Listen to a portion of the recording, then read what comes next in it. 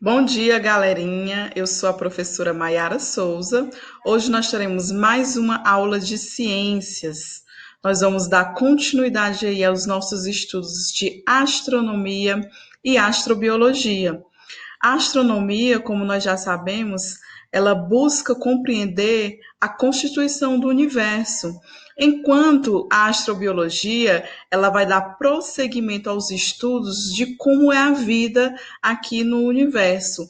E ambas, elas andam juntas em busca aí de estar enviando missões tripuladas para o universo.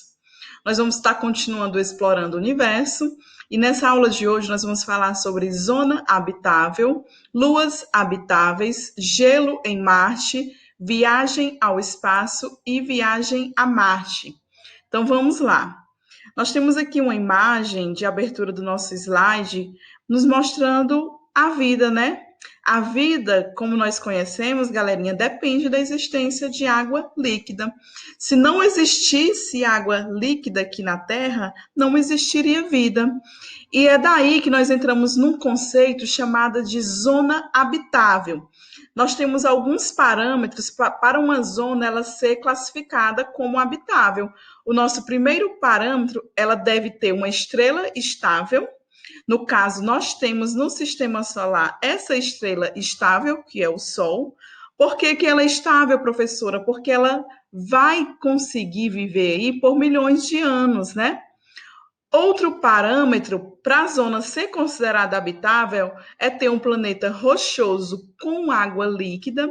E nós temos aqui no nosso planeta Terra, nós temos aí temperaturas entre 0 °C e 100 graus Celsius, que facilita a existência de água na forma líquida e também uma atmosfera que facilite e permita a existência da água no estado líquido, condições aí de pressão, né?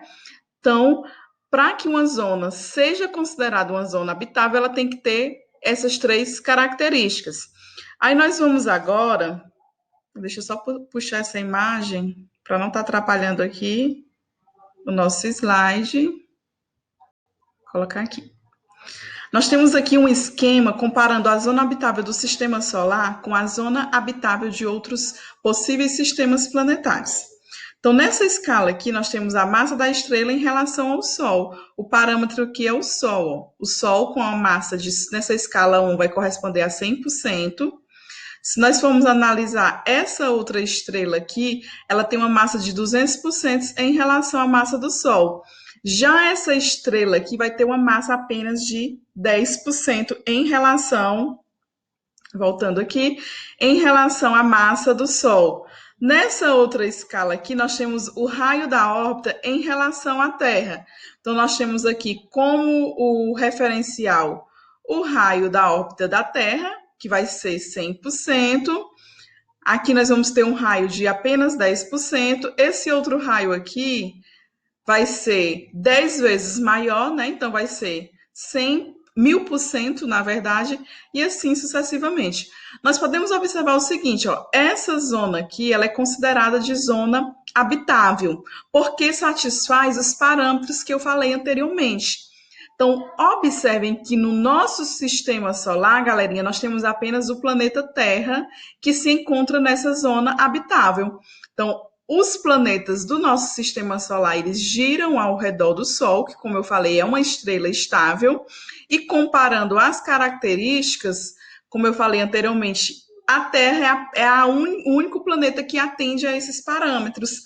Mas nós temos outros sistemas, além do sistema solar no universo. Então, nós temos aqui outros planetas que estão em órbita de outras estrelas, como é o caso do planeta X e do planeta Y. Então, vamos imaginar o seguinte: essa estrela aqui, Z, ela está a uma certa distância desses dois planetas que estão em órbita ao redor da mesma. Então, nós podemos observar que entre os dois planetas, o planeta X e o planeta Y, nós temos aqui que o planeta Y ele também está nessa zona habitável, juntamente com a Terra. O que isso significa, professor? Isso significa que podem existir, segundo os estudos científicos, os estudos astronômicos, podem existir outros planetas em outros sistemas que também estejam nessa zona habitável, ou seja, pode vir a ter condições aí de terem vida. E não são apenas planetas, nós temos também satélites que têm algumas características que estão aí de acordo com a zona habitável. Um desses satélites é o satélite Europa, que é um satélite de Júpiter. Na verdade, aí é uma lua de Júpiter. Então, nós temos algumas luas que são candidatas a serem luas habitáveis. Apesar de algumas características dessas luas, como frio extremo, uma lua extremamente gelada, os estudos, galerinha, já conseguiram ter evidências que pode sim haver água líquida na lua Europa. E se existir água líquida na Lua Europa, então aí tem uma forte evidência que pode existir micro-organismos vivos lá também na Lua Europa. Então, a NASA, ela prevê uma missão espacial para a Lua Europa, agora nessa década de 2020, que é chamada a missão Europa Clipper. Essa missão, ela quer comprovar se realmente aqui na superfície da Lua Europa tem plumas aí de água, porque outras missões já conseguiram detectar na atmosfera da Europa aí plumas de água. Então, vai ter um estudo mais profundo para saber se essas plumas de água, a água vai estar no estado líquido, se vai ser apenas vapor de água. Como eu disse, é um satélite extremamente frio, mas aqui no Brasil nós temos regiões da Antártida onde nós temos água líquida abaixo de camadas de gelo e já foi encontrado micro-organismos vivos nessas condições da Antártida. Por isso que a Europa aí é uma forte candidata a ter comprovado aí cientificamente que possa existir vida lá na Lua Europa. Nós temos também outra lua aí de Júpiter, que é a Lua Io, que também é uma forte candidata, onde pesquisas espaciais supõem, né, sugerem que possa existir água líquida também na Lua Io. E nós temos também alguns satélites de Saturno, galerinha, que também tem evidências de haver água no estado líquido. Vamos aí agora falar sobre um planeta que, como nós vimos anteriormente, não está na zona habitável, mas ele é um forte candidato para serem enviadas missões tripuladas, que é Marte. Por quê, professora? Porque já foi comprovado cientificamente que nos polos de Marte existe água na forma sólida.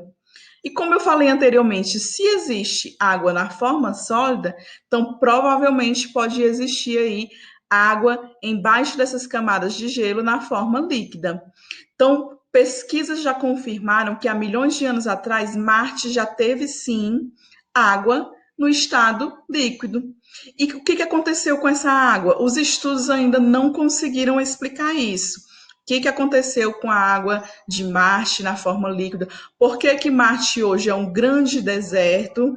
Por isso que hoje, galerinha, nós temos aí 7 missões ativas hoje em Marte, com estudos para que possamos, provavelmente aí em 2030, tá pertinho, né?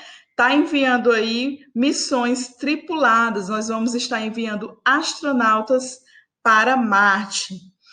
Essa questão do espaço não é de hoje, né? Que fascina muito os seres humanos. Nós temos aqui uma imagem de um foguete sendo lançado para a Estação Espacial Internacional no Cazaquistão em 2017.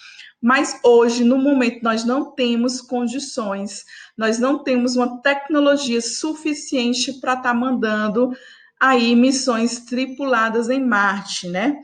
Porque nós não temos essas condições, professora. Nós temos aí custos exorbitantes com essas missões espaciais, mas ainda, como eu falei, a tecnologia não é suficiente.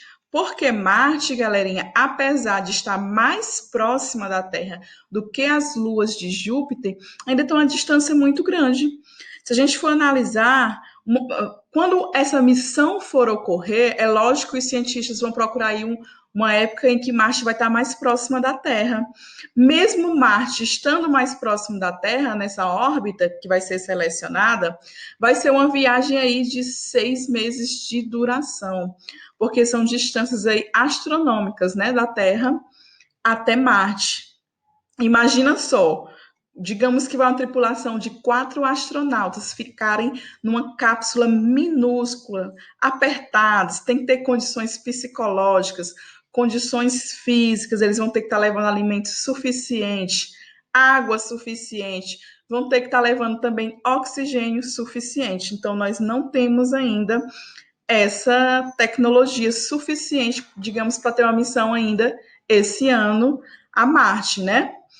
Então, as viagens ao espaço ainda é preciso terem muitos estudos para conseguirmos aí essa tecnologia necessária. As distâncias astronômicas, como eu falei, são enormes. 6 meses só de ida é muito tempo, tem que ter muitos recursos, sem falar nos possíveis danos à saúde do organismo humano, com essa ausência aí da força gravitacional. Nós temos aqui os efeitos da gravidade e das radiações no corpo humano durante longos períodos no espaço. E no mesmo momento nos vem a pergunta, professora, por quê? Por que que o homem quer tanto ir ao espaço? Por que que o homem quer ir tanto a Marte? Galerinha, a Terra ela passa por alguns problemas. Dentre esses problemas, nós podemos estar citando aí a superpopulação. Nós temos bilhões de habitantes, a falta aí de recursos naturais para estar mantendo essa população, sem falar no efeito estufa, né? Cada ano que passa, a Terra ela vai se tornando mais quente. Então, voltando aqui para os efeitos da gravidade e das radiações no corpo humano, nós temos dentre esses efeitos alguns, né? O aumento de perda de tecido nervoso. Então, o tecido nervoso pode ter uma perda aí significativa com danos irreversíveis. Anormalidade nos olhos também podem ocorrer. O rosto fica inchado devido à distribuição anormal de fluidos pelo corpo. Lembrando que essa distribuição anormal, o sangue, a circulação sanguínea, ela vai se concentrar mais nessa parte superior do corpo. Então, os astronautas podem até sofrerem um AVC, um acidente vascular e cerebral, e irem a óbito. Sem falar nos problemas renais, devido à menor circulação nessa parte aqui inferior do corpo dos astronautas. Outra coisa, ó, o nariz fica congestionado, levado à perda de olfato e à redução do paladar. Os músculos esqueléticos perdem massa, força, os ossos perdem densidades, ficam frágeis, quebradiços. As batidas do coração reduzem e o número de hemácias também cai. Aumenta o risco de cálculos renais devido à redução do volume de sangue que passa pelos rins. Imagina só um astronauta tendo uma crise renal no espaço. Aumenta o risco também, ocorrem problemas na produção de células de defesa do corpo, a imunidade pode baixar, ele pode vir a adoecer e não resistir. Os fluidos corporais são redistribuídos na parte superior do corpo, o que reduz de 10 a 30% a circunferência das pernas. Esse é só alguns dos problemas que os astronautas podem estarem aí passando por uma viagem dessa, como eu falei, de 6 meses de duração apenas de ida para o planeta Marte. Nós temos aqui um vídeo, galerinha, muito legal. Como os astronautas sobrevivem no espaço, professora? Então, eu tenho esse link aqui do vídeo também no livro didático de vocês. E eu queria pedir para vocês clicarem no link e assistirem a um vídeo de 6 minutos, muito interessante, galerinha. Vai resumir tudo que nós já falamos até agora e vai ajudar aí na resolução das atividades. Então, a viagem tripulada a Marte, galerinha, está prevista para 2030. Como eu falei, hoje nós não temos tecnologia suficiente para estar indo uma viagem tripulada a Marte, mas nós temos aí 7 missões ativas hoje atuantes em Marte. Nós temos vários robôs em Marte. E eu separei 4 de algumas das missões. Nós temos aqui a missão MAS, que é uma missão que foi lançada em 2005, chegando aqui na superfície de Marte apenas em 2006, para estar estudando as características da atmosfera de Marte, as características para haver vida em Marte. Nós temos outra missão, que é a missão Mars Science. Ela foi lançada em 2011, chegando na superfície de Marte em 2012. Nós temos aqui um robozinho bem conhecido, que é o Curiosity, né? Ele está pesquisando aqui o interior de Marte para estar procurando evidências de água no estado líquido. Nós temos também a missão MAVEN, que foi enviada em 2013, chegando a Marte em 2014. Essa missão aqui, galerinha, foi enviada robôs que estão produzindo gás oxigênio em Marte a partir do gás carbônico lá existente.